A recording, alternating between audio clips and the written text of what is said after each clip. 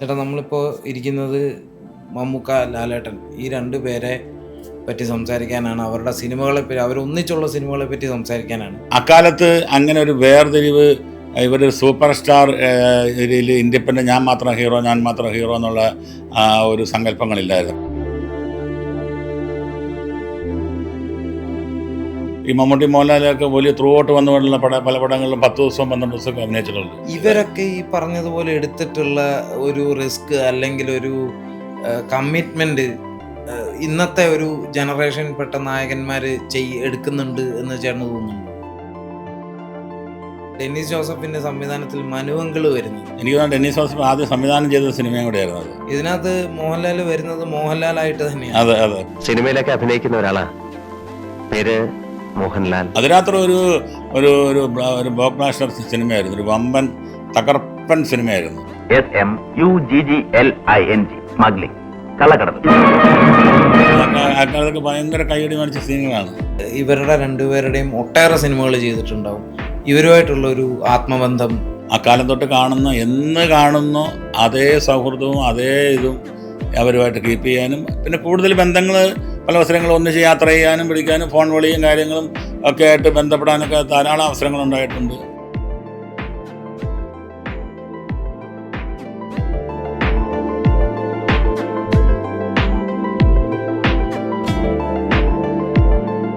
നമസ്കാരം.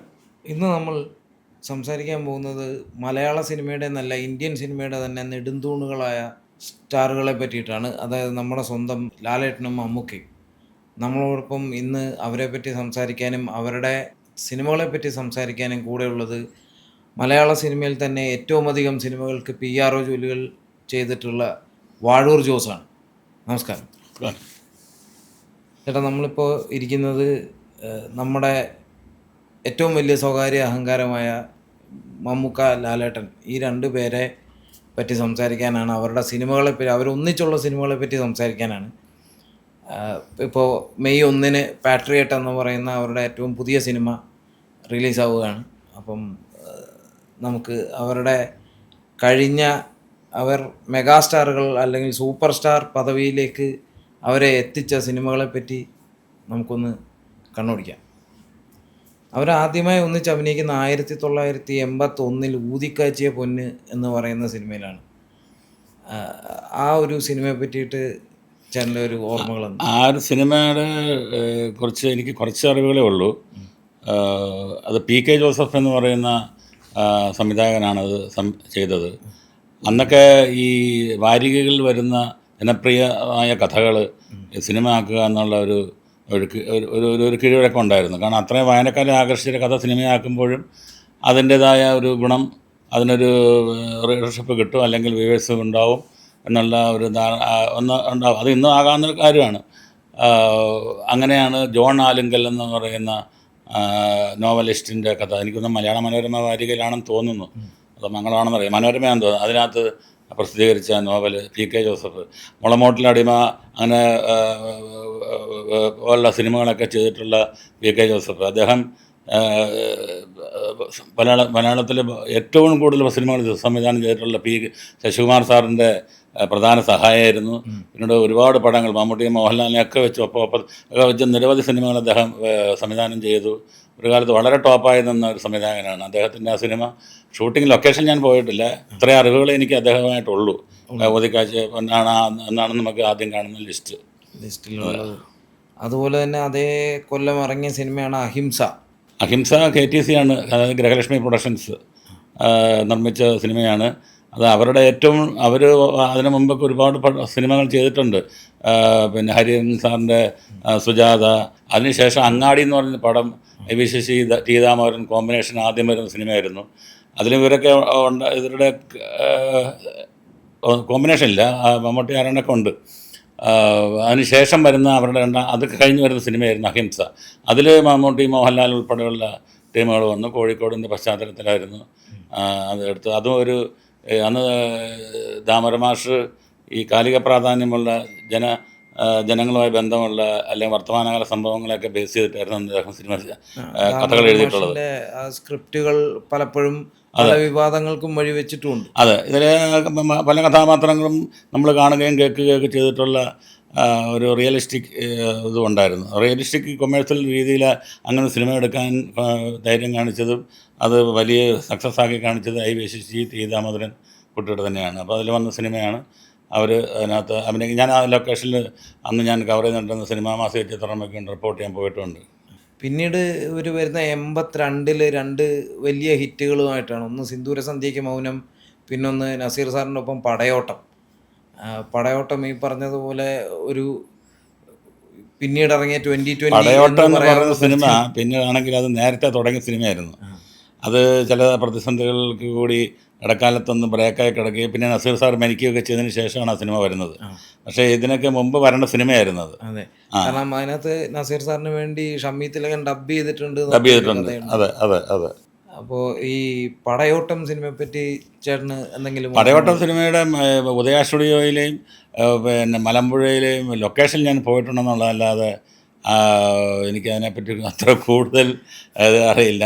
പിന്നീട് 82-ൽ എന്തിനോ പൂക്കുന്ന പൂക്കൾ, ആ ദിവസം, വിസ, ഇങ്ങനെയുള്ള സിനിമകളാണ് വന്നിട്ടുള്ളത്. ആ വിസയുടെ ഷൂട്ടിങ്ങിന് ഞാൻ പല ദിവസങ്ങൾ പോയിട്ടുണ്ട്. ബാലുകുര്യത്തായിരുന്നു.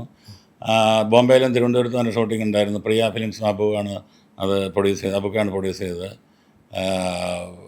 പിന്നെ അക്കാലത്ത് അങ്ങനെ ഒരു വേർതിരിവ്, ഇവരൊരു സൂപ്പർ സ്റ്റാർ ഇതിൽ ഇൻഡിപെൻഡൻ്റ് ഞാൻ മാത്രം ഹീറോ എന്നുള്ള ഒരു സങ്കല്പങ്ങളില്ലായിരുന്നു. കഥാപാത്രത്തിന് അനുയോജ്യമായി ഇവർ രണ്ടും അറിയപ്പെടുന്ന ആർട്ടിസ്റ്റുകളാണ്.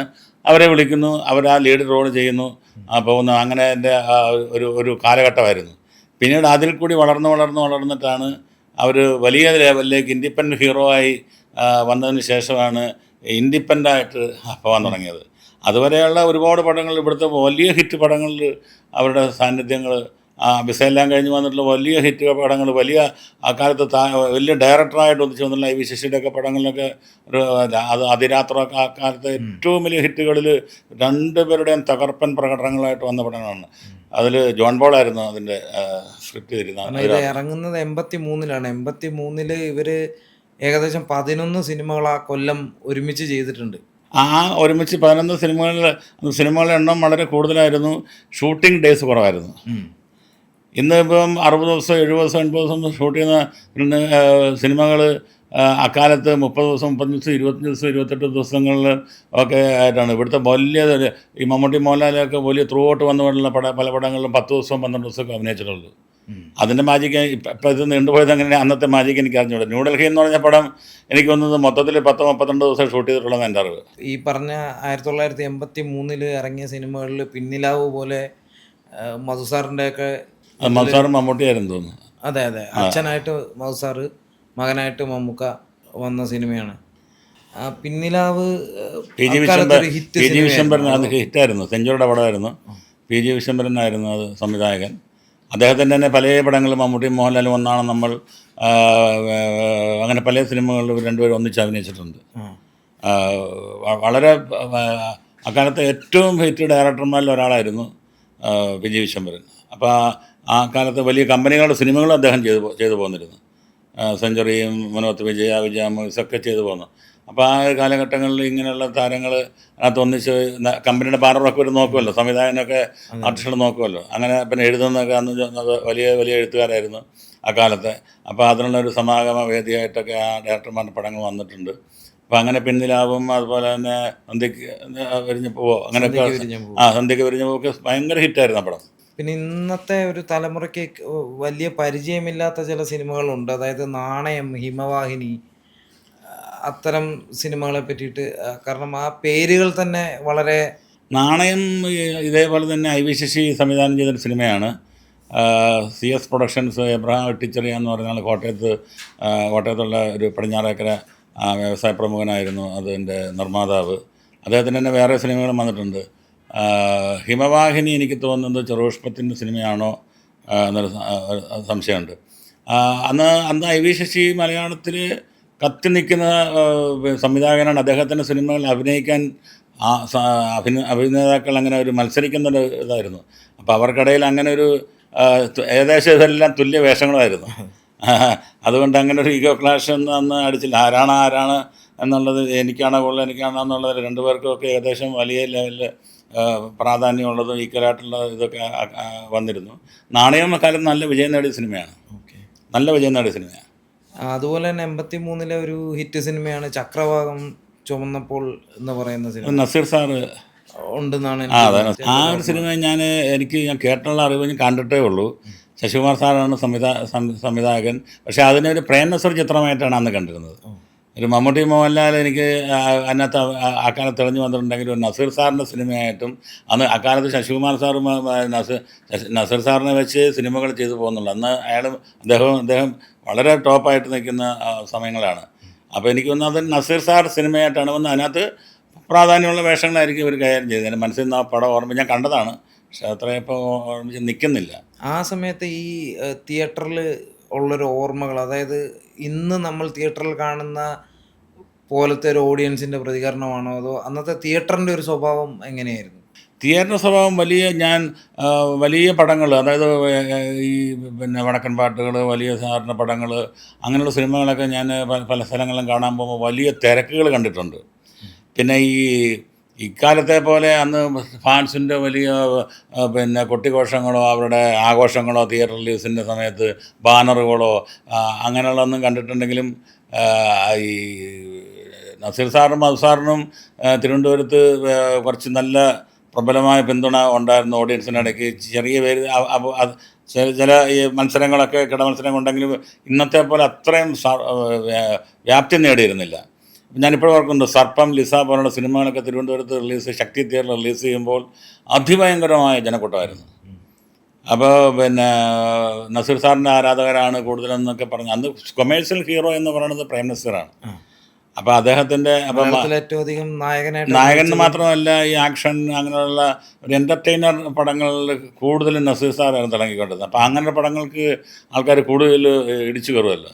അപ്പം അന്നും വലിയ ജനങ്ങളെ തിയേറ്ററിലേക്ക് ആകർഷിച്ച് ഇളക്കിക്കൊണ്ടുവന്ന ഒരു താരമായിരുന്നു പ്രേം നസീർ. ഇന്നത്തെ നമുക്കുള്ള ഈ ഒരു നൂതന സംവിധാനങ്ങളൊന്നും വന്നില്ല. അപ്പോൾ ഈ ഒരു സിനിമ ആദ്യത്തെ ഷോ കഴിഞ്ഞിട്ട് എങ്ങനെയാണ് ഇത് മറ്റാൾക്കാരിലേക്ക് അന്ന് എത്തിയിരുന്നത്? അതായത് ഇത് ഗംഭീര സിനിമയാണ് ഇത് മൗത്ത് പബ്ലിസിറ്റി തന്നെയാണ്. അന്ന് ഇന്നും സിനിമ എത്ര ഇവിടെ ഒരു സിനിമ ഇറങ്ങിയിട്ട് ഒരു നല്ല സിനിമയെ എത്ര മോശപ്പെട്ട പ്രതികരണങ്ങളും അതിൻ്റെ ഇത് ആര് വിചാരിച്ചാലും അവിടെ മോശമെന്ന് പറഞ്ഞാൽ പടം നല്ലതാണെങ്കിൽ നല്ലതാണെന്ന് അറിഞ്ഞ് സിനിമ ഗംഭീരമായിട്ട് വിജയിക്കും. അന്ന് എല്ലാ സ്ഥലത്തുനിന്ന് വിളിക്കും. അന്ന് ഈ സിനിമയായിട്ട് ബന്ധപ്പെട്ടവരൊക്കെ അങ്ങോട്ടും ഇങ്ങോട്ടും ലാൻഡ് ഫോണൊക്കെ ഉപയോഗിച്ചും ചെറിയ തോതിലൊക്കെ എന്ന് ഓരോ കാലത്തും കമ്മ്യൂണിക്കേഷന് അതിൻ്റേതായ സാധ്യതകളുണ്ടായിരുന്നു. ഇപ്പം മൊബൈൽ ഇല്ലാത്തൊരു കാലത്ത് നമ്മൾ സിനിമ എടുത്തിട്ടില്ലേ, മൊബൈലില്ലാത്ത കാലത്ത് നമ്മൾ വീട്ടിൽ നിന്ന് ഇറങ്ങിയിട്ട് വൈകിട്ട് വിട്ടു വരുന്നില്ലേ. അപ്പോൾ എങ്ങനെയെങ്കിലുമൊക്കെ ബന്ധപ്പെടാനുള്ള അതിനുള്ള ഒരു സാധ്യതകൾ, അതിനുള്ള അവസരങ്ങൾ, അല്ലെങ്കിൽ അതിനുള്ള പല നിമിത്തങ്ങളും ഉണ്ടാവും. അങ്ങനെ ഒരു സിനിമ കേരളത്തിൽ ഓടി വിജയിച്ചപ്പോൾ എല്ലായിടത്തും ഭയങ്കര അഭിപ്രായം. അങ്ങോട്ടും ഇങ്ങോട്ടും അല്ലെങ്കിൽ ജനങ്ങൾ ബോംബെയിൽ നിൽക്കുന്ന ആൾക്കാർ അന്ന് കത്തല്ലേ, അല്ലെങ്കിൽ ഇവിടുന്ന് തന്നെ കോട്ടയത്തു നിന്ന് എറണാകുളം കത്തല്ലേ. അപ്പോൾ ആ രീതിയിൽ ഞാൻ ഈ സിനിമ കണ്ടു എന്നൊക്കെ പറഞ്ഞ് വീട്ടുകാർ കൗതുകമൊക്കെ എഴുതി അയക്കുന്നത് ഇതൊക്കെ ആയിരിക്കാം. പിന്നീട് ഇവർ ഒന്നിച്ച് വരുന്നത് 84 84 ആദ്യം വരുന്നത് വേട്ടയിലാണ്. അത് മോഹൻ രൂപൻ്റെ സിനിമയാണ്. അത് പുനലൂർ ആ ഭാഗത്ത് അത് ഷൂട്ടിങ് മോഹൻ രൂപൻ ഞാൻ ആ സെറ്റിൽ പോവുകയും ചെയ്തിട്ടുള്ളതാണ്. വേട്ടയൊക്കെ ഇറങ്ങാൻ ഇത്തിരി താമസിച്ചിരുന്നോ എന്ന് പിന്നെ സംശയമുണ്ട്. പിന്നെ പാവം പൂർണിമ, ഒന്നാണ് നമ്മൾ, ലക്ഷ്മണരേഖ, ഇതൊക്കെ ആ കൊല്ലം ഇവരൊന്നിച്ച്. പൂർണിമ ബാലുകുര്യത്താണ്. അന്നും ബാലുകുര്യത്ത് അറിയപ്പെടുന്ന മുൻനിരയിലേക്ക് വന്നിട്ടുള്ള ഒരു സംവിധായകനായിരുന്നു. അപ്പോൾ ഏത് അഭിനേതാക്കളും അദ്ദേഹത്തിൻ്റെ സിനിമയിൽ അഭിനയിക്കാനായിട്ട് പ്രേം നസീറും മമ്മൂട്ടിയും മോഹൻലാലും എല്ലാം അന്ന് റെഡിയായി നിൽക്കുന്ന ബാലുകുര്യത്ത് നല്ല പാട്ടും എഴുതും, നല്ല ഹിറ്റ് പാട്ടുകളും അദ്ദേഹത്തിൻ്റെതായിട്ടുണ്ട്. അപ്പോൾ അങ്ങനെ മുൻനിരയിൽ നിൽക്കുന്ന ആ സമയത്ത് ഞാൻ കുറേ പടങ്ങളായിട്ട് എനിക്ക് അന്ന് ബന്ധപ്പെടാൻ സാധിച്ചിട്ടുണ്ട്. ഈ ഒന്നാണ് നമ്മൾ അന്ന് ഒരു ഹിറ്റ് സിനിമയായിരുന്നു. ഒന്നാണ് നമ്മൾ, അത് മെയിൻ ഷെഡ്യൂൾ എന്ന് പറയുന്നത് വർക്കലയായിരുന്നു. മമ്മൂട്ടി മോഹൻലാലും ജോൺ പോളിൻ്റെ തിരക്കഥയിൽ പി ജി വിശ്വംഭരൻ സംവിധാനം ചെയ്ത സിനിമ. പക്ഷേ അതിൻ്റെ കുറച്ച് പോർഷൻസ് എടുക്കാൻ പറ്റാതെ വന്നു. സീമയും അംബികയൊക്കെ ആയിരുന്നു അഭിനയിച്ചത് ഇവരുടെ ജോഡിയായിട്ട്. അതിന് പിന്നെ ഒരു 5-6 ദിവസത്തെ വർക്ക് വന്നത് അതിരാത്രം ഷൂട്ടിങ് കണ്ണൂർ നടക്കുമ്പോൾ ഇതേ ആർട്ടിസ്റ്റുകൾ ആ പടത്തിലുണ്ടായിരുന്നു. അന്ന് അവിടെ വന്നാണ് അത് പി ജി വിശ്വംഭരൻ അത് ബാലൻസ് ഷൂട്ട് ചെയ്യുന്നത്. അതെനിക്ക് ഓർക്കുന്നുണ്ട്, അതും ഹിറ്റായിരുന്നു. അതുപോലെ ഈ ലക്ഷ്മണരേഖ അധികം കേൾക്കാത്തൊരു ഐ വി ശശിയുടെ ഒരു പടമാണത്. എൻ്റെ സ്ക്രിപ്റ്റ് ആരാന്ന് ഞാൻ മറന്നുപോയി. വലിയ ഹിറ്റ് അല്ലെങ്കിലും അന്ന് അക്കാലത്തെ ഒരു ശ്രദ്ധേയ സിനിമയായിരുന്നു അത്. അതിൻ്റെ സബ്ജക്റ്റ് ഇത്തിരി കൊമേഴ്സ്യൽ അല്ലായിരുന്നു. പിന്നെ ഈ 84 തന്നെയാണ് ഈ നേരത്തെ നമ്മൾ പറഞ്ഞ പോലെ അതിരാത്രം വരുന്നത്. അതിരാത്രം ഒരു ഒരു ഒരു ഒരു ബ്ലോക്ക് ബ്ലാസ്റ്റർ സിനിമയായിരുന്നു, ഒരു വമ്പൻ തകർപ്പൻ സിനിമയായിരുന്നു. അതിൻ്റെ അപ്പിയറൻസിലും കഥാപാത്രങ്ങളുടെ വേഷപ്പകർച്ചയിലും അതിൻ്റെ സ്വഭാവങ്ങളിലുമൊക്കെ വളരെ വ്യക്തീർണമായിട്ടുള്ള ഒരു സംഭവമായിരുന്നു. അവരൊക്കെ ക്യാരക്ടർ പ്രസൻറ്റ് ചെയ്തിരിക്കുന്നതൊക്കെ, അതായത് അണ്ടർവേൾഡാണല്ലോ സംഭവം. അതിനെ എങ്ങനെ കൗതുകമായിട്ട് അവതരിപ്പിക്കാൻ പറ്റുന്നു. അതിനകത്ത് എനിക്കൊരു സീൻ ഓർമ്മയുള്ളത്, ഈ പോലീസ് കൈ കാണിച്ച് കഴിയുമ്പോൾ ക്യാപ്റ്റൻ രാജു അതിനകത്ത് പോലീസ് ഓഫീസറാണ്. ഈ ഒരു അന്നത്തെ ഒരു ക്യാരവാനൊക്കെ എന്ന് പറയാവുന്ന തരത്തിലൊരു വാനിൻ്റെ പുറകിൽ തുറക്കുമ്പോൾ മമ്മൂട്ടി ഇങ്ങനെ കിടക്കുകയാണ്.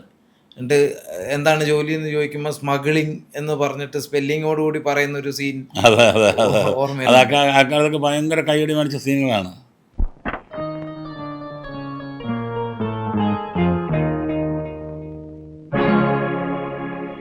Yes. Excuse me. What's your good name? Taradar. What? Taradar. എന്ത് ചെയ്യുന്നു? സ്മഗ്ലിംഗ്. എന്ത്? സ്മഗ്ലിംഗ്. SMUGGLING. സ്മഗ്ലിംഗ്. കള്ളക്കടത്ത്.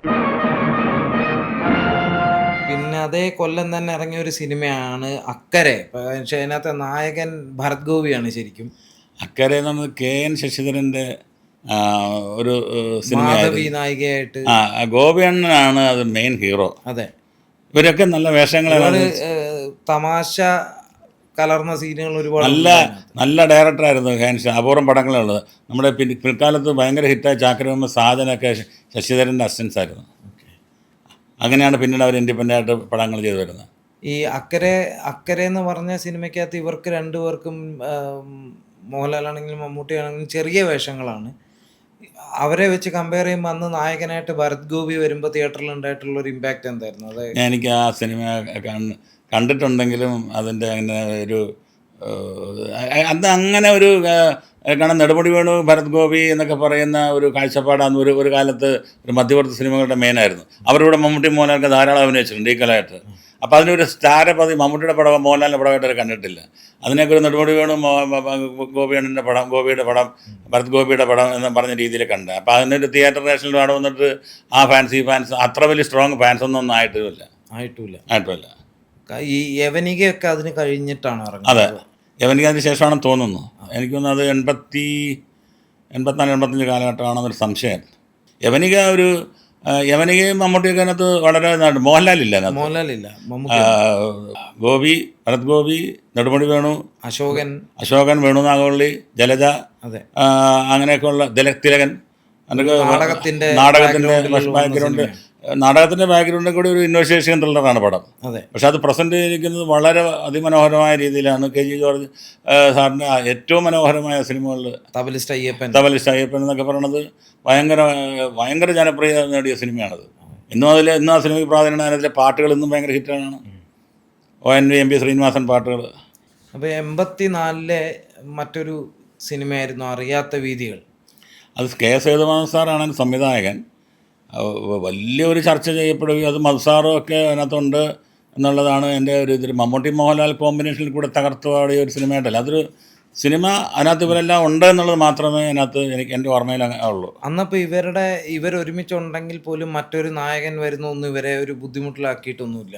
അങ്ങനെ ഒരു ഇന്നത്തെ ആ ഇമേജ് അത്രയും താരപദവി അവർക്കില്ല.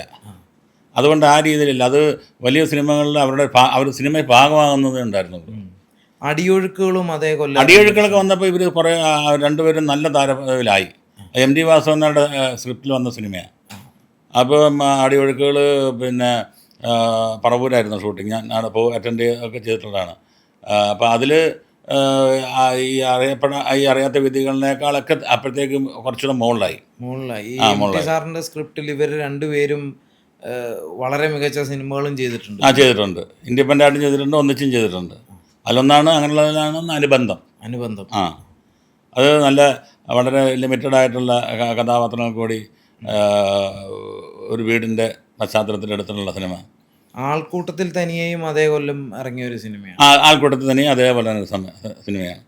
അതിലും ഈ പറഞ്ഞ ഒരു അപ്പോഴത്തേക്ക് ഇവർ അവർക്കൊക്കെ ഈ വളരെ ഇതായിട്ടുണ്ടെങ്കിലും ഒരു ഈ സൂപ്പർ സ്റ്റാർ എന്നുള്ള ആ ലെവലിലേക്ക് എത്തിയിട്ടില്ലായിരുന്നു. സൂപ്പർ സ്റ്റാർഡമായി, നല്ലപോലെ സ്റ്റാർഡമായി. ആ പക്ഷേ പിന്നീട് വന്ന ആ ഒരു മെഗാ സ്റ്റാർ, സൂപ്പർ സ്റ്റാർ എന്നുള്ള ലെവലിലേക്ക് ആയിട്ടില്ല. ഈ അവിടുത്തെ പോലെ ഇവിടെയും എന്ന് പറഞ്ഞ സിനിമ ഈ ചാനലുകളിലൂടെ ഹിറ്റ്, അതായത് ഹിറ്റ് എന്നല്ല, പിന്നീട് കണ്ട സിനിമയാണ്. സേതുമാധവൻ സാറിൻ്റെയാണ് സിനിമ. സേതുമാധവൻ സാറ് അന്ന് നല്ല സിനിമകൾ എടുക്കുക എന്നുള്ളത് മാത്രമായിരുന്നു. അദ്ദേഹത്തെ ആർട്ടിസ്റ്റുകളൊക്കെ ഇവർ സഹകരിച്ച് പോകുന്നത്. അത് ഞാൻ നേരത്തെ പറഞ്ഞ പോലെ തന്നെ ആർട്ടിസ്റ്റുകൾക്കപ്പുറം സിനിമയ്ക്കായിരുന്നു പ്രാധാന്യം. അപ്പോൾ ഇവിടെ താരപ്പൊലിമയേക്കാൾ ഉപരി അതിനകത്ത് വേറെ മധുസാറോ അല്ലെങ്കിൽ ഗോപിയൻ നാരായണൊക്കെ ഉണ്ടാവും. അപ്പോൾ അതിൽ കഥാപരമായിട്ട് പോകുന്നു, അവർ വന്ന് അഭിനയിച്ചു പോയി എന്നുള്ളതല്ലാതെ ഇവരുടെ ഒരു സാന്നിധ്യം മാത്രമായിട്ട് എക്സ്പ്ലോയിറ്റ് ചെയ്തിട്ട് സിനിമകളല്ല. ഈ 85-ലാണ് ഈ പറഞ്ഞതുപോലെ അനുബന്ധം വരുന്നത്. അപ്പോൾ അനുബന്ധം അന്ന് തിയേറ്ററുകളിൽ എങ്ങനെ നല്ല രീതിയിൽ പോയ സിനിമയാണ്, വളരെ നല്ല രീതിയിൽ പോയത്. സെഞ്ചുറി പ്രൊഡ്യൂസ് ചെയ്ത സിനിമ. ഈ സെഞ്ചുറിയുടെ പിന്നീട് അങ്ങോട്ട് ഒരുപാട് ഹിറ്റ് സിനിമകളും ഒത്തിരി, അടിമകൾ ഉടമകളെല്ലാം അവരായിരുന്നു. പിന്നെ പല രീതിയിലും വന്നിട്ടുണ്ട്. അവരുടെ വേറെ സംവിധായകരുടെ ഒക്കെ കൂടെ വന്നിട്ടുണ്ട്. ഈ 85-ൽ ഇടനിലങ്ങൾ, കരിമ്പിൻ പൂവിനക്കരെ, കരിമ്പിൻ പൂവിനക്കരയിലൊക്കെ എനിക്ക് തോന്നുന്നു ഇവര് ഭയങ്കര കരിമ്പിൻ പൂവിനക്കരെ പത്മനാഭസാറിൻ്റെ തിരക്കഥയാണ്. ഇടനിലങ്ങൾ MT വാസുദേവന്റെ സ്ക്രിപ്റ്റാണ്. അതെല്ലാം സെഞ്ചുറിയായിട്ട് ബന്ധപ്പെട്ട ടീമുകളായിരുന്നു. അന്ന് ഇതുപോലൊരു ഗ്രൂപ്പ് ഉണ്ടായിരുന്നോ? അതായത് സ്ക്രിപ്റ്റ് ഡയറക്ഷൻ, ഇന്ന് നമ്മൾ ഈ കാണുന്ന പോലെ ഓരോ കോക്കസോ അല്ലെങ്കിൽ അങ്ങനെ പറയാവുന്ന തരത്തിൽ നമുക്ക് ഗ്രൂപ്പുകൾ ഉണ്ടായിരുന്നു? അങ്ങനൊന്നും ഇല്ലായിരുന്നു. MT വാസുദേവൻ്റെ അടുത്ത് അവിടെ പോയിട്ട് ഒരു സ്ക്രിപ്റ്റിൻ്റെ ഇതില്ല, MT സാർ കൊടുക്കുന്ന സ്ക്രിപ്റ്റിന് വേണ്ടി കാത്തിരിക്കുന്നു. അവർ ഡയറക്ടറും പ്രൊഡ്യൂസറും പിന്നെ അല്ലെങ്കിൽ അതിനകത്ത് മെയിൻ അസോസിയേറ്റും കൂടി ഇരുന്ന് പുള്ളിയായിട്ട് വായിച്ച് എന്തെങ്കിലും ഡിസ്കഷനോ പുള്ളിയുടെ സജഷനൊക്കെ എടുക്കുന്നല്ലാതെ പിന്നെ അതിനപ്പുറത്തേക്കൊന്നും ഉണ്ടെന്ന് തോന്നുന്നില്ല. പത്മനാഭ സാറിൻ്റെ അങ്ങനെയാണ് ഞാൻ കണ്ടിട്ടുള്ളത്. ഈ ഇടനിലങ്ങൾ കോഴിക്കോട് ഷൂട്ടിംഗ് നടന്നുള്ള എനിക്ക് അതിൻ്റെ മറ്റു കൂടുതൽ അന്നത്തെ ഈ ലൊക്കേഷൻസ് പറയുമ്പോൾ കോഴിക്കോടും തിരുവനന്തപുരം ആയിരുന്നില്ലേ ഏറ്റവും കൂടുതൽ? IVCCയുടെ സിനിമകളാണെങ്കിൽ കൂടുതലും കോഴിക്കോട് ഭാഗത്തായിരുന്നു. തിരുവിതാംകൂർ ഭാഗത്ത് കുറവായിരുന്നു. തിരുവനന്തപുരത്ത് ഒരിക്കൽ കൂടി എന്ന് പറഞ്ഞ സിനിമ ചെയ്തിട്ടുണ്ട്. പിന്നെ ആവനാഴിയുടെ കുറച്ച് പോർഷൻസ് ചെയ്തിട്ടുണ്ട്. പിന്നെ ആലപ്പുഴയിൽ വല്ലപ്പുഴയും പരിസരങ്ങളിൽ ഇതാ ഇവിടെ വരെ IVCC. പിന്നെ ഭൂമിക എന്ന് പറഞ്ഞൊരു സിനിമ അതുണ്ട്. അപൂർവം പടങ്ങൾ മാത്രമേ അദ്ദേഹം ഈ മലബാർ ഭാഗത്തായിരുന്നു അന്ന്. മലബാർ കൾച്ചറായിരുന്നു അതിന് കൂടുതൽ ആ സിനിമകൾ ഉണ്ടായിരുന്നു. അതായത് ഈ എറണാകുളത്തേക്ക് സിനിമ മൊത്തത്തിൽ ഷിഫ്റ്റ് ചെയ്യുന്നതിന് മുൻപ് മലയാള സിനിമയുടെ ഒരു സ്വഭാവം എങ്ങനെയായിരുന്നു? തിരുവനന്തപുരം നല്ലൊരു കേന്ദ്രമായിരുന്നു. തിരുവനന്തപുരത്തെ സിനിമയ്ക്ക് ആവശ്യമായിട്ടുള്ള എല്ലാ സ്റ്റുഡിയോ സെറ്റപ്പുകൾ, ആദ്യം വന്ന ഡബ്ബിംഗ് തിയേറ്റർ, യേശുദാസിൻ്റെ റെക്കോർഡിംഗ് തിയേറ്റർ, അങ്ങനെയുള്ള സംഭവങ്ങൾ, ഉമാ സ്റ്റുഡിയോ, മെരിലാൻ സ്റ്റുഡിയോ, അങ്ങനെയുള്ള സ്റ്റുഡിയോ സംഭവങ്ങളും പിന്നെ ഒരുപാട് കലാകാരന്മാർ അവിടെ ജീവിക്കുക. മദ്രാസ് കഴിഞ്ഞാൽ പിന്നെ ഏറ്റവും കൂടുതൽ ഒരു സിനിമ ആൾക്കാർ ബന്ധപ്പെടുകയും പ്രവർത്തിക്കുകയും അവിടുന്ന് ഇങ്ങോട്ട് താമസം മാറ്റിയാൽ തന്നെ ആദ്യം തിരുവനന്തപുരത്തായിരുന്നു. പിന്നീടാണ് അത് മാറി അത് കൊച്ചിയിലേക്ക് പോയത്. അപ്പോൾ സിനിമയ്ക്ക് വലിയ വളക്കൂറുള്ള ഒരു സ്ഥലമാണ് അന്നും ഇന്നും.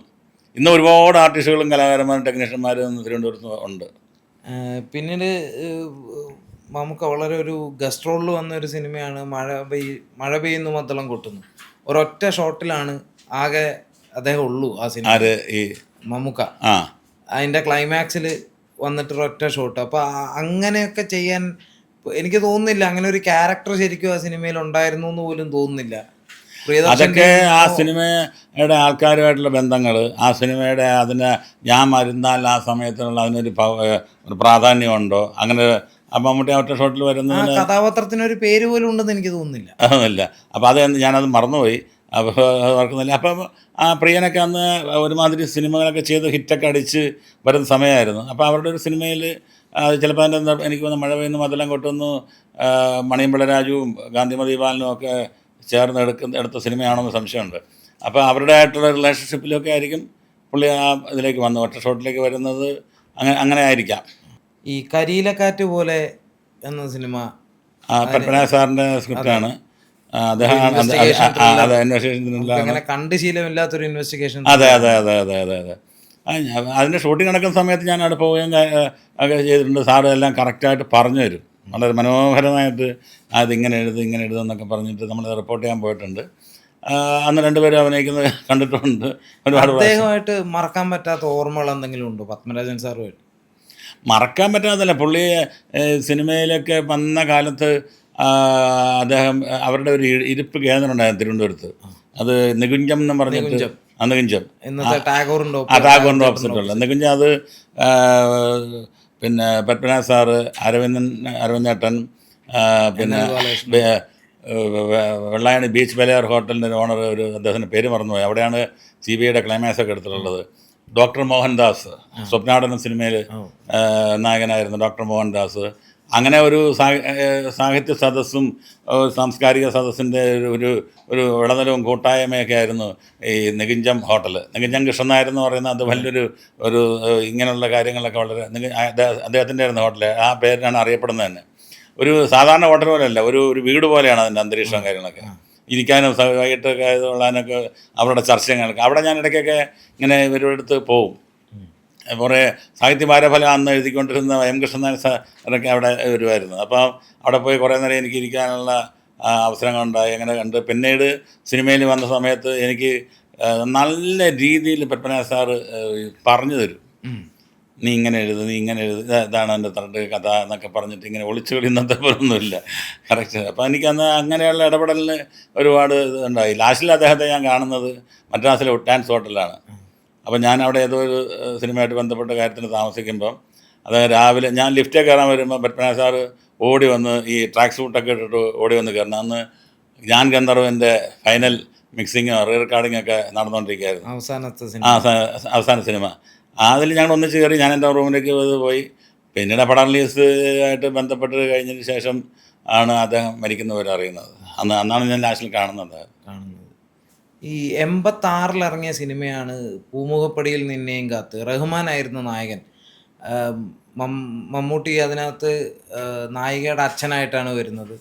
അപ്പം അതും ഈ പറഞ്ഞതുപോലെ റഹ്മാനെ പോലൊരു യുവതാരം, എന്നാൽ അതേ പ്രായത്തിൽ നിൽക്കുന്ന മറ്റ് രണ്ടുപേരും, ഒരാൾ വില്ലനായിട്ടും മറ്റേ ആൾ നായികയുടെ അച്ഛനായിട്ടും വരുന്നു. എന്തായിരുന്നു അപ്പോൾ ആ ഒരു സിനിമയുടെ ഓർമ്മകൾ? എനിക്കതിൻ്റെ കഥാപാത്രങ്ങളെ കുറിച്ചൊന്നും ഇപ്പോൾ വലിയ ഓർമ്മയൊന്നുമില്ല. അന്ന് ഭദ്രൻ വളരെ പോപ്പുലറായി വരുന്ന ഒരു സംവിധായകനായിരുന്നു. അതിൽ ഇവരുടെ രണ്ടുപേരുടെ സാന്നിധ്യം, ഇയാൾ ചിലപ്പം പുതിയ ഹീറോ വരുന്നതുകൊണ്ട് അങ്ങനെ ഒരു ചിലപ്പം ഞാൻ നേരത്തെ പറഞ്ഞ പോലെ ഒരു ഈഗോ ക്ലാഷ് ഒന്നും ചിലപ്പോൾ ഇവരുടെ ഉണ്ടായിട്ടുണ്ടാവില്ല. ആ കഥാപാത്രത്തിന് ആപ്റ്റാണെന്ന് തോന്നി. ഭദ്രൻ എന്ന സംവിധായകനോട് ഒരു വിശ്വാസം അവർക്ക് അക്കാലത്ത് ഉണ്ടായിരുന്നു. ആ വിശ്വാസം ആയിരിക്കാം അങ്ങനെയുള്ള കഥാപാത്രങ്ങളുടെ ഹിറ്റ് പാട്ടുകളും ഉണ്ടായിരുന്നു. ഇന്നും ഭയങ്കര ഹിറ്റില്ലേ പാട്ടുകൾ. പിന്നെ അതേ കൊല്ലം വരുന്ന ഒരു സിനിമയാണ് ഗാന്ധിനഗർ സെക്കൻഡ് സ്ട്രീറ്റ്, സത്യനന്ദിക്കാടിൻ്റെ സംവിധാനത്തിൽ.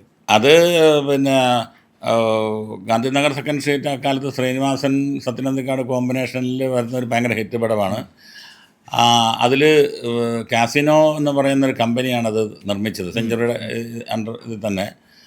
അതിൽ മമ്മൂട്ടി, മോഹൻലാൽ, IV ശശി, സെഞ്ചുറി കൊച്ചുമോൻ, ഇവർ 4 പേരും ചേർന്നാണ് കാസിനോ എന്ന് പറഞ്ഞ കമ്പനി. ആ കമ്പനിയിൽ മമ്മൂട്ടി അതിനകത്ത് പാർട്ണറാണ്. മോഹൻലാലും ശ്രീനിവാസനാണ് മെയിൻ വേഷം ചെയ്യുന്നത്.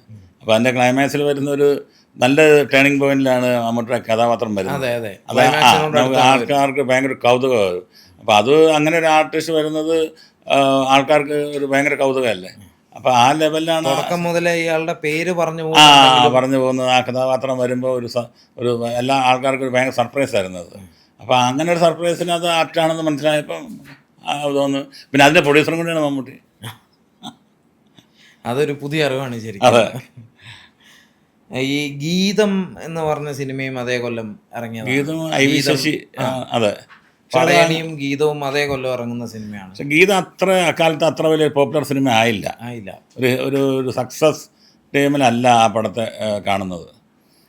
എനിക്ക് എൻ്റെ കൂടുതൽ വിഷമം എന്ന് എനിക്ക് അത്ര അറിഞ്ഞുകൂടാ. ഞാൻ വളരെ കണ്ടു കേട്ടു ഒക്കെ അറിയാമെങ്കിലും ഒരു ആ കാലത്തെ ഒരു ഹിറ്റ് ലിസ്റ്റിലല്ല അത്. ഈ പടയണി എന്ന് പറഞ്ഞ സിനിമയോ സത്യത്തിൽ അത് ഇവിടെ പറയാമോ എന്നൊരു സംശയമുണ്ട്. ആ സിനിമ സത്യത്തിൽ ഒരു മമ്മൂട്ടി മോഹൻലാലിനൊക്കെ അവർ ഒരു താരപദവിയിലെത്തപ്പോൾ അതിൻ്റെ പോർഷൻസ് അവരെയൊക്കെ ഇൻക്ലൂഡ് ചെയ്ത് പൂർണ്ണമായും നേരത്തെ തീർന്ന സിനിമയായിരുന്നു. അത് ഇങ്ങനെ എന്തോ സാമ്പത്തിക പ്രശ്നത്തിനൊക്കെ ആയിട്ട് ഇറങ്ങാൻ നിൽക്കാതെ വന്നപ്പോൾ ആ പടം കച്ചവടമാക്കി ഇറങ്ങാൻ വേണ്ടിയിട്ട് അന്ന് ഇവരെ ഇവരെ കൂടെ ഇൻക്ലൂഡ് ചെയ്തിട്ട് അവരുടെ ആ താരപ്പൊലിമയിൽ ഇറങ്ങിയ ഒരു സിനിമയാണെന്നാണ് എൻ്റെ അറിവ്. ഞാൻ ഇതുമായിട്ട് ബന്ധപ്പെട്ട് റിസർച്ച് ചെയ്തപ്പോൾ മനസ്സിലായതാണ് ഈ പടയണിയിൽ നമ്മുടെ ഇന്നത്തെ താരം ഇന്ദ്രജിത്ത് ബാലതാരമായിട്ട് അഭിനയിച്ചിട്ടുണ്ട്. ഇരിക്കുന്ന സുകുമാരനത് പ്രൊഡ്യൂസ് ചെയ്ത് ഏറ്റെടുത്ത് അദ്ദേഹം ഇറക്കിയാണ്, അങ്ങനെ ഒരു സംശയങ്ങളുണ്ട്. ആണോ? സുകുമാരനാണ് അതിൻ്റെ പ്രൊഡ്യൂസറായിട്ട് അവസാനം വന്നത്. ആദ്യം അദ്ദേഹം ആയിരുന്നു എന്ന് എനിക്ക് അറിഞ്ഞൂടാ. സുകുമാരൻ വഴിയാണ് ആ പടം ഇറങ്ങിയത് പടയണി. അങ്ങനെ ആയിരിക്കും ഇനിയിപ്പോൾ ചിലപ്പോൾ. അത് ആകെറോ എന്തോ ഒരു സുകുമാരനകത്ത് അഭിനയിച്ചിട്ടുണ്ടെന്ന് തോന്നുന്നു എനിക്ക്. വിൻസെൻ്റ് ഒക്കെ ഉണ്ട്, രതീഷ്. വിൻസെൻ്റ് ഒക്കെ നല്ല ത്രൂ ഔട്ട് വലിയ വേഷമായിരുന്നു. സുകുമാരൻ ഉണ്ടോ ഇല്ലയോ എന്ന് എനിക്കറിയില്ല, ഞാൻ മറന്നുപോയി. പക്ഷേ ആ പടം പിന്നെ വർക്കലയിലായിരുന്നു എന്ന് തോന്നുന്നുണ്ട് ഷൂട്ടിങ്. ഞാൻ അവിടെ പോവുകയും ചെയ്ത. അങ്ങനെ ആ ഒരു ഇവരുടെ താരപ്പൊലിമയെ ഉപയോഗിക്കാൻ വേണ്ടി ഇൻക്ലൂഡ് ചെയ്തൊരു സിനിമ കഥാപാത്രങ്ങളാണെന്നാണ് എൻ്റെ ഒരു അറിവ്. എക്സ്ട്രാ ആയിട്ട് ഷൂട്ട് ചെയ്തിട്ട് എന്തൊക്കെയോ ചേഞ്ചിങ് ഒക്കെ വരുത്തി ചെയ്തതാണ്. തൊട്ടടുത്ത കൊല്ലമാണ് നേരത്തെ നമ്മൾ പറഞ്ഞ അടിമകൾ ഉടമകൾ ഇറങ്ങുന്നത്. അത് എങ്ങനെയായിരുന്നു അന്നത്തെ? വലിയ വിജയം നേടിയ സിനിമയാണ്. കണ്ണൂരിലെ ഈ ബീഡി തൊഴിലാളികളുടെ കഥ പശ്ചാത്തലത്തിൽ ദാമോദരൻ മാഷ സ്ക്രിപ്റ്റിൽ വന്ന ഒരു സിനിമയാണ്. സെഞ്ചുറിയാണ് പ്രൊഡ്യൂസർ. വലിയ വിജയം നേടിയ സിനിമയാണ്. ദാമോദരൻ മാഷ് എന്നും ഈ പറയുന്ന ഒരു പൊളിറ്റിക്കൽ ആസ്പെക്റ്റ് ഉള്ള സിനിമകൾ ചെയ്യാൻ എന്നും ധൈര്യം കാണിച്ചിട്ടുണ്ട്. ഉണ്ട്. അപ്പോഴും അദ്ദേഹത്തിൻ്റെ സ്ക്രിപ്റ്റുകളോട് എന്തുകൊണ്ടായിരിക്കും ഒരു വിവാദം എപ്പോഴും പിന്തുടർന്നുകൊണ്ടിരുന്നത്? അല്ലെങ്കിൽ ഒരു ഇന്ന് ഈ അടുത്ത കാലത്ത് നടന്നിട്ടുള്ള ചില ചർച്ചകളിൽ ദാമോദരൻ മാഷിൻ്റെ സ്ക്രിപ്റ്റുകൾ സ്ത്രീവിരുദ്ധമായിരുന്നു എന്നൊക്കെ പറഞ്ഞിട്ട് ഒരുപാട് പേര് പറയുന്നുണ്ട്. പക്ഷേ അന്ന് ഇറങ്ങിയ ആ സിനിമകൾ കാണുമ്പോൾ അത് ആ കാലത്തിൻ്റെ കഥയായിട്ടാണ് എനിക്ക് മനസ്സിലായിട്ടുള്ളത്.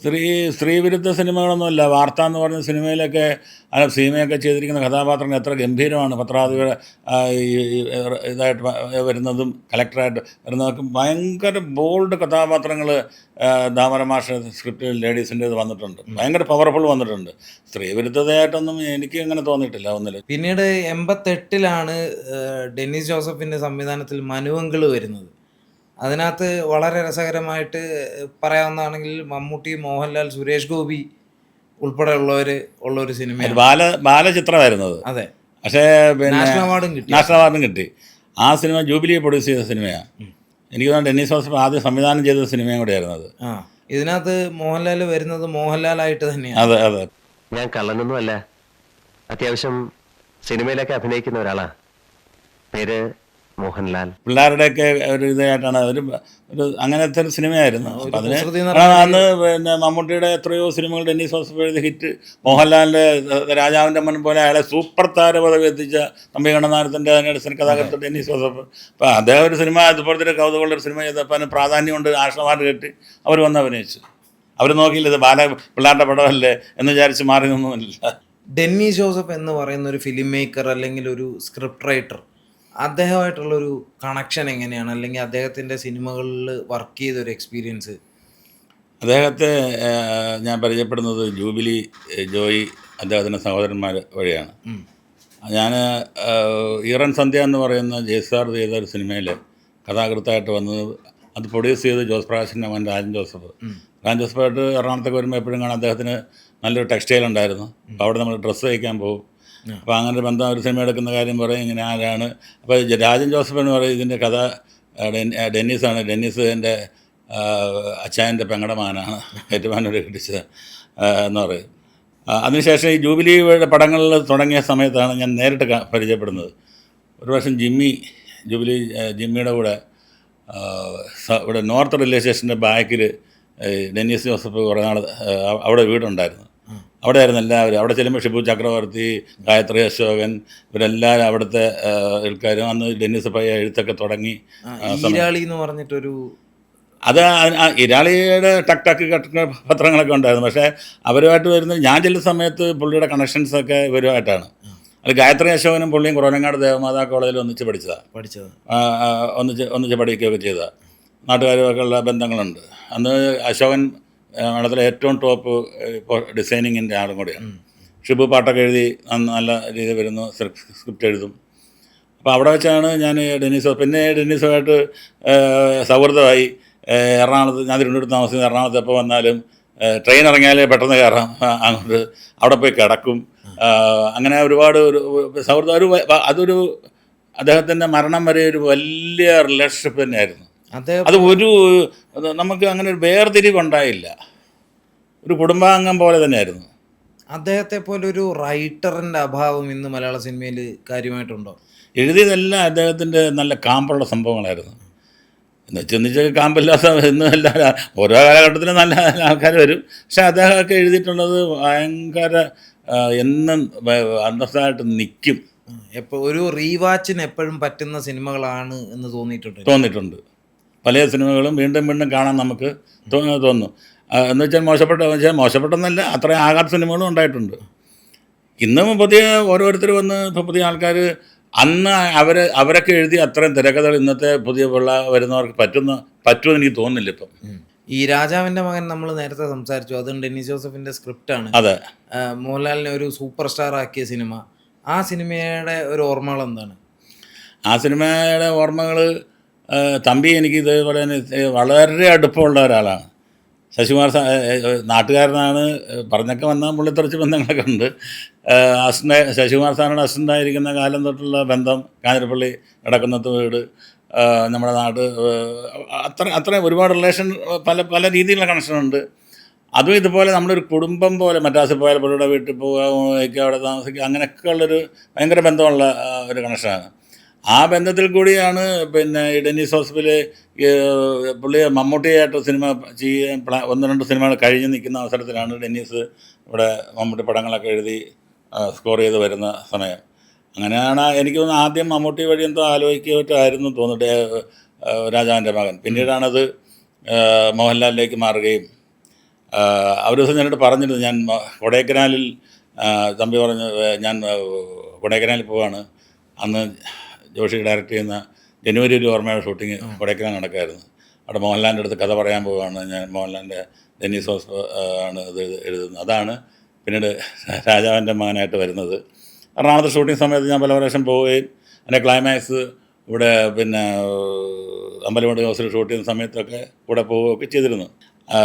അപ്പോൾ എനിക്ക് രാജാവിൻ്റെ മകനുമായിട്ട് ആ എടുക്കുന്ന സമയത്തോടെ ആലോചനയും കാര്യങ്ങളും വളരെ ബുദ്ധിമുട്ടിയാണ് തമ്പി എന്ന സിനിമ എടുത്തത്. ജൂബിലി ആയിരുന്നു അത് എല്ലാം ഫുൾ ബാക്ക് ചെയ്ത് കൊടുക്കുകയും ഒക്കെ ചെയ്തത്. തമ്പിയുടെ സ്വന്തം മാനലെടുത്ത സിനിമയാണ്. അപ്പോൾ അതുമായിട്ട് എനിക്കന്ന് വേറെ രീതിയിലുള്ള ആക്ടിവിറ്റീസ് ഒന്നും ഇല്ലെങ്കിൽ അതിൻ്റെ ചർച്ച ചെയ്താൽ കൂടെ സഞ്ചാരിച്ചും കേട്ടറിഞ്ഞും കണ്ടറിഞ്ഞും ഒക്കെ ഉള്ള കാര്യങ്ങൾ ആയിട്ടുള്ള ബന്ധങ്ങളുണ്ട്, അത്രേ ഉള്ളൂ. ഈ അതിനകത്താണല്ലോ ഈ മൈ ഫോൺ നമ്പർ ഈസ് 2255 എന്ന് പറഞ്ഞ ഒരു, അത് പിന്നീട് വേറൊരു സിനിമയിൽ വന്നില്ല, പ്രിയൻ്റെ സിനിമയിൽ വന്നല്ല, വളരെ ഫേമസ് ആയി പോയില്ല അത്. പിന്നെ വിൻസെൻ്റ് ഗോമസ് എന്ന് പറഞ്ഞ ആ കഥാപാത്രം, അതിൻ്റെ ഡയലോഗുകൾ, ആ കോസ്റ്റ്യൂമിനൊക്കെ ഭയങ്കര ഡിമാൻഡായിരുന്നു. മോഹൻലാൽ ഇട്ട ഡ്രസ്സൊക്കെ, അതൊക്കെ തമ്പിയുടെ തന്നെ ഒരു സെലക്ഷനായിരുന്നു അതൊക്കെ. അവിടുന്നാണ് പിന്നീട് മോഹൻലാൽ എന്ന് പറയുന്നൊരു സൂപ്പർ സ്റ്റാർ അദ്ദേഹത്തെ ഒരു സൂപ്പർ സ്റ്റാർ ആക്കുന്ന പടം എന്ന് പറയുന്നത് അത് തന്നെയായിരുന്നു. പിന്നീട് ഇറങ്ങിയ ഒരു സൂപ്പർ ഹിറ്റ് സിനിമ എനിക്ക് തോന്നുന്നു ഇന്നത്തെ തലമുറയ്ക്കും വളരെ പ്രിയപ്പെട്ട സിനിമയായിരിക്കും. നമ്പർ 20 മദ്രാസ് മെയിലാണത്. അതെ, അതിൽ ഈ പറഞ്ഞതുപോലെ മമ്മൂട്ടിയായിട്ട് തന്നെയാണ് വരുന്നത്. അതിൻ്റെ സംവിധായകനും എൻ്റെ ആൾക്കാരും ഒക്കെ പറഞ്ഞ് എനിക്ക് വളരെ വേണ്ടപ്പെട്ട ആൾക്കാർ നിർമ്മിച്ചതും എഴുതിയതും സംവിധായകനും ഒക്കെ നമുക്ക് ജോഷി ഒക്കെ അല്ല വളരെ എൻ്റെ അറിവ്. അപ്പോൾ ഈ അടുത്ത കാലത്ത് ആ സിനിമയെക്കുറിച്ച് മനോരമയിൽ സംവിധായകൻ്റെ പേരിലുള്ള ഒരു ഇൻ്റർവ്യൂ ഉണ്ടായിരുന്നു. ആദ്യം പ്ലാൻ ചെയ്തത് മമ്മൂട്ടി ഒരു ഗസ്റ്റ് വേഷമായിരുന്നു. അത് പിന്നീട് ചർച്ചയിൽ അങ്ങനെ ഒരു ഗസ്റ്റ് വേഷത്തിൽ ഒതുക്കണ്ട, ഇവരെ ഈ ട്രെയിൻ യാത്രക്കിടയ്ക്ക് രക്ഷപ്പെടുത്തുന്ന ഒരു വളരെ ഇതായിട്ടുള്ളതായിരുന്നു. അത് വലിയ വേഷമായിട്ട് തന്നെ വരട്ടെ എന്ന് എല്ലാവർക്കും തോന്നി, മമ്മൂട്ടിക്കും തോന്നി. അങ്ങനെ ഒരു വളരെ ഗ്യാപ്പിന് ശേഷം വരുന്ന ഒരു സിനിമയാണ്. അപ്പോൾ അത് വളരെ ഷൂട്ട് ചെയ്യാൻ ഭയങ്കര പാടുപെട്ടൊരു സിനിമയാണ്. ഒരു ഫസ്റ്റ് ക്ലാസ്സിൻ്റെ ബോഗിയിൽ ആണ് സീനുകൾ മുഴുവൻ എടുക്കുന്നത്. ഫൈറ്റൊക്കെ അതിനകത്ത് എടുക്കണം. രാത്രി മുഴുവൻ പിന്നെ അതിനകത്ത് ഒരു 2 സ്റ്റേഷനുകൾക്കിടയിൽ അങ്ങോട്ടും ഇങ്ങോട്ടും ട്രെയിൻ അല്ല, തിരുവനന്തപുരത്ത് നിന്ന് മദ്രാസിലേക്ക് പോകുന്ന വഴിക്കാണ് ഈ സംഭവങ്ങൾ മുഴുവൻ നടക്കുന്നത്. അത് അങ്ങനെ മുഴുവൻ എടുത്തിട്ട് അതിൻ്റെ മറ്റ് പോർഷൻസ് സീനുകളൊക്കെ എടുത്തിട്ടുള്ളത് ഷൊർണൂർ ടു അങ്ങാടിപ്പുറം വരെയാണ്. പിന്നീട് സെക്കൻഡ് ഷെഡ്യൂളിൽ അത് പാലക്കാട് ടു അങ്ങാടിപ്പുറം വരെയായി. അന്ന് രാത്രി മുഴുവൻ മമ്മൂട്ടി ഈ സിനിമയിൽ അഭിനയിക്കും, പകൽ പോയി മൃഗയാൽ അഭിനയിക്കും. അങ്ങനെയായിരുന്നു. വളരെ അന്തരമുള്ള രണ്ട് കഥാപാത്രങ്ങളായിരുന്നു. ഏതാണ്ട് വെളുപ്പിന് 3 മണി 4 മണി 5 മണി വരെയും ഇതിൻ്റെ ഷൂട്ടിങ്ങും കഴിഞ്ഞിട്ട് പാലക്കാട് ഇന്ദ്രപ്രസാദ് ഹോട്ടലിൽ വന്നു മമ്മൂട്ടിയും മോഹൻലാലും താമസിക്കുന്നത്. അദ്ദേഹം രാവിലെ 10 മണി എഴുന്നേറ്റിട്ട് മലമ്പുഴയിൽ മൃഗയാൽ വാറുണ്ണിയെ അവതരിപ്പിക്കാൻ പോകും. അങ്ങനെയായിരുന്നു ആ സിനിമ ചെയ്തത്. അത് അത്രയും വലിയ പ്രാധാന്യമായിട്ട് അതിന് അത് വലിയ റോൾ തന്നെ ആകണം എന്ന് ആദ്യം ചെറിയ വേഷമാണ്, ഇതുപോലെ ഗസ്റ്റ് വേഷം പോലെ ആയിരുന്നു. അത് പിന്നീട് തോന്നി അത് പോരാ എന്ന് തോന്നി, അതിനെ വലുതാക്കണം തോന്നി. അങ്ങനെ വലുതാക്കിയാണ് ആ സിനിമയിൽ. ഇവരൊക്കെ ഈ പറഞ്ഞതുപോലെ എടുത്തിട്ടുള്ള ഒരു റിസ്ക് അല്ലെങ്കിൽ ഒരു കമ്മിറ്റ്മെൻറ്റ് ഇന്നത്തെ ഒരു ജനറേഷൻപ്പെട്ട നായകന്മാർ എടുക്കുന്നുണ്ട് എന്ന് ചേട്ടന് തോന്നുന്നുണ്ടോ? അങ്ങനെ ചോദിച്ചാൽ അത് ഓരോരുത്തരുടെ വ്യക്തിപരമായ കാര്യങ്ങളാണ്.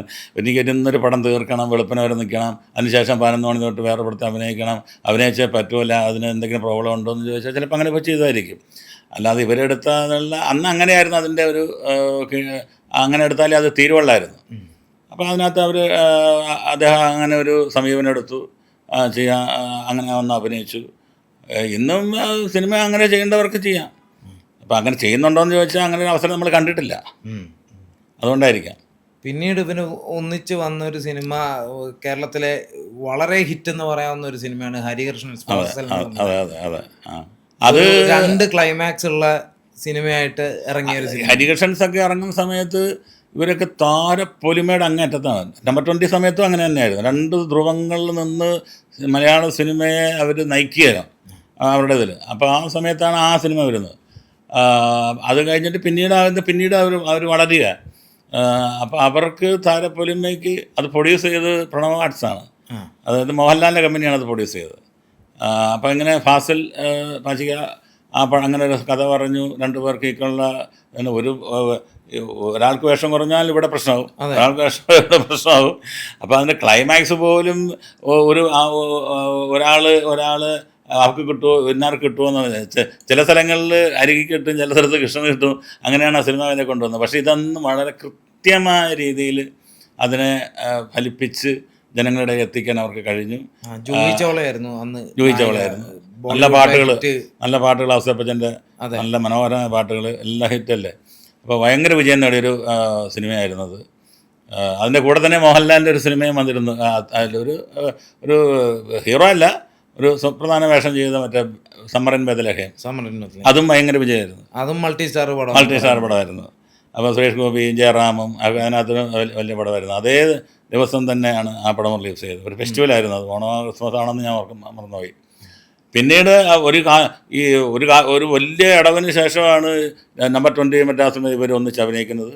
പിന്നീട് വലിയ ഗ്യാപ്പിന് ശേഷമാണ് ഹരികൃഷ്ണൻ, ഏകദേശം 8 കൊല്ലത്തെ. അതെ, പിന്നീട് വലിയ ഗ്യാപ്പിന് ശേഷം അവരത് താരചിത്രം വന്നത് പിന്നെ 2020 ആണ്. ജോഷിയാണ്. അതിന് മുമ്പ് നരസിംഹം വരുന്നുണ്ട്. ആ നരസിംഹത്തിനകത്ത് മമ്മൂട്ടി ഒരു ഗസ്റ്റ് വേഷത്തിൽ വരുന്നത്. ഗസ്റ്റ് വേഷം ആണെങ്കിൽ പോലും ആ സിനിമയിൽ അത് ഉണ്ടാക്കിയ ഇമ്പാക്ട് ഭയങ്കര ഇമ്പാക്റ്റ് ആയിരുന്നു. അത് ആ കഥാപാത്രത്തിന് ഇനി മലയാള സിനിമയിൽ അതിന് പകരം വെക്കാനുള്ള ഒരു ആർട്ടിസ്റ്റ് ഇല്ല ആ കഥാപാത്രം അവതരിപ്പിക്കാൻ. മനസ്സിലായില്ലേ? അത്രയും ഇൻട്രോ ഷോട്ട് പോലും നമ്മൾ കണ്ട് ശീലമില്ലാത്തൊരു ഇൻട്രോ ആയിരുന്നു. അതെ അതെ അതെ അതെ.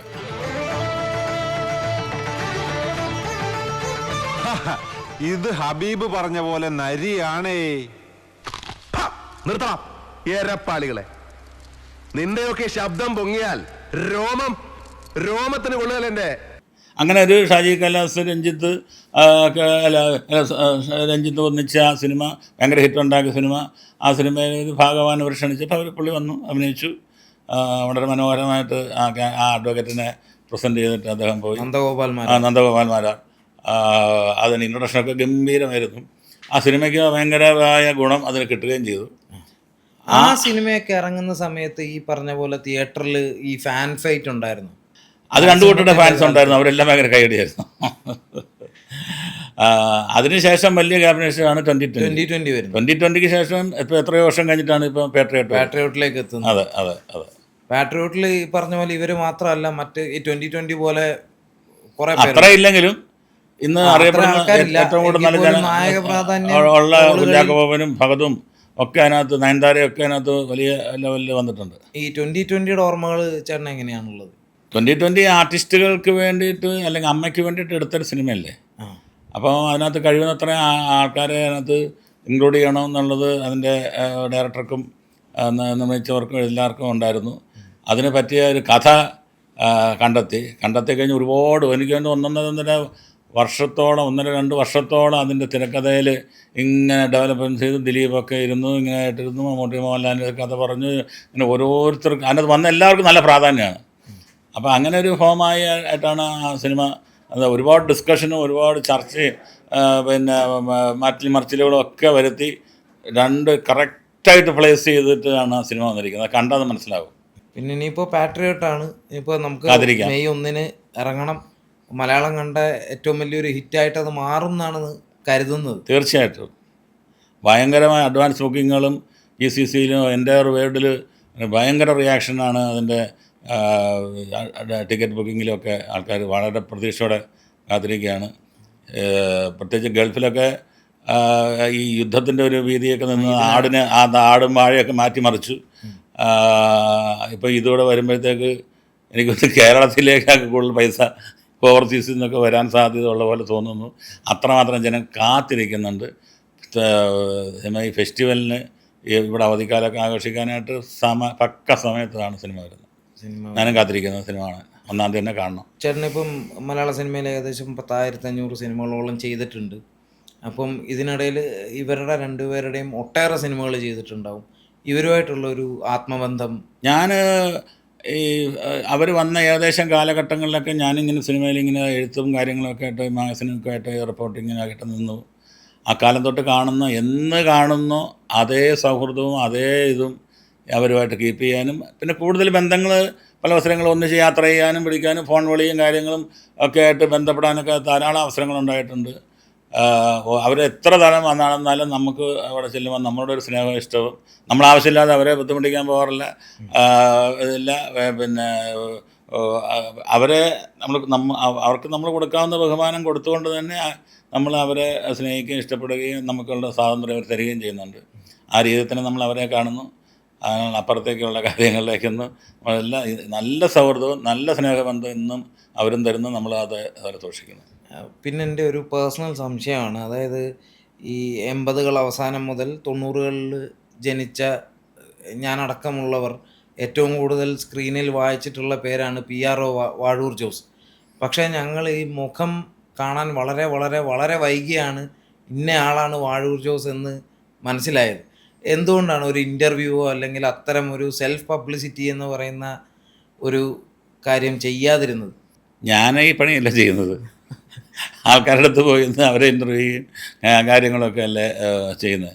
അപ്പം എനിക്കങ്ങനെ ഈ ഇടിച്ച മുമ്പിൽ ഇങ്ങനെ എന്നെ എസ്റ്റാബ്ലിഷ് ചെയ്യണം ഉള്ളവരെ ഒരു താല്പര്യം ഇല്ല.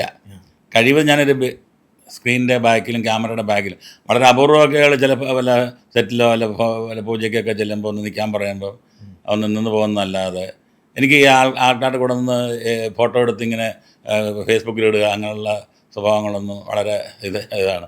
എല്ലാം കൂടെ വന്ന് നടന്നു പോകുന്നു. ആരുടെ കൂടെ നിൽക്കുന്ന ആരെങ്കിലും ഇട്ടു. അതല്ലാതെ ഞാൻ അതിന് വേണ്ടിയിട്ട് മെനക്കെടാറില്ല. ഒരുപാട് പേർക്ക് ഇൻ്റർവ്യൂ കൊടുത്തിട്ടുണ്ട്. അത് കഴിഞ്ഞാൽ ഒരുപാട് പ്രാവശ്യം വിളിച്ചിട്ടാണ് അങ്ങനെയുള്ള ഇൻ്റർവ്യൂ എവിടെ പോയാലും ഇതൊക്കെ തന്നെ പറയണം എപ്പോൾ എന്ന് തുടങ്ങിയെന്നൊക്കെ പറഞ്ഞു. പിന്നെ ഇത് ആവർത്തന വിരസതയിലോ ഒരുപാട് പേര് വിളിക്കുന്നുണ്ട്. അതിൽ ഞാൻ 6-7 പേർക്കൊക്കെ ഇടയ്ക്കൊക്കെ കൊടുത്തിട്ടുണ്ട്. ചില സെറ്റിൽ വെച്ചിട്ട് അവർ ഒരു 2-10 മിനിറ്റ് സംസാരിക്കണം അങ്ങനെയൊക്കെ സംസാരിച്ചിട്ടുണ്ട്. അതിനൊക്കെ എനിക്ക് വലിയ താല്പര്യമില്ല. അതുകൊണ്ട് ഞാനങ്ങനെ പോകാറുമില്ല. ഞാൻ ഇടിച്ച് മുന്നോട്ട് അങ്ങനെ പോയി പബ്ലിസിറ്റി ഉണ്ടാക്കാൻ ഒരു താല്പര്യമില്ല. നമ്മൾ പുറകിൽ നിന്ന് നമ്മുടെ പണിയായിട്ട് പോയാൽ മതി. അപ്പോൾ ഇനിയും ഒരു 1500 സിനിമകളോളം ചെയ്യാൻ പറ്റട്ടെ. മലയാള സിനിമയിൽ ഈ പറഞ്ഞതുപോലെ നമുക്ക് ഇത്രയും പരിചയമുള്ള ഒരു 1000 മോളെന്ന് പറഞ്ഞാൽ മതി. 1000 മോളെന്ന് പറഞ്ഞാൽ മതി. അതൊക്കെ ആ കാലത്തിന് നടന്നു. ഇനി ഇത്രയും നാൾ ഇത്രയും നാൾ വന്ന് പ്രവർത്തിച്ചു. ഉണ്ടെങ്കിൽ പണി കുറച്ച് നാളൊക്കെ ഇതൊക്കെ ഉണ്ടെങ്കിൽ ചെയ്യും. ഇല്ലെങ്കിൽ വേറെ ഏതെങ്കിലും മാർഗം നോക്കും. ഓക്കെ. Thank you.